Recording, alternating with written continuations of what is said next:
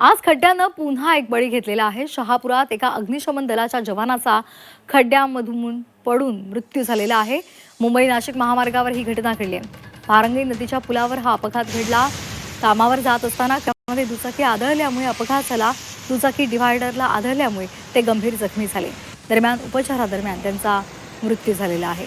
त्यामुळे खड्ड्यामुळे सातत्याने हे बळी जात आहेत। त्यामुळे प्रशासन आता यावर काही ठोस उपाययोजना करणार का, हे खड्डे बुजवणार का, असे प्रश्न उपस्थित केले जात आहेत। कामावर जात असताना खड्डा चुकवताना त्यांचा मृत्यू झालेला आहे।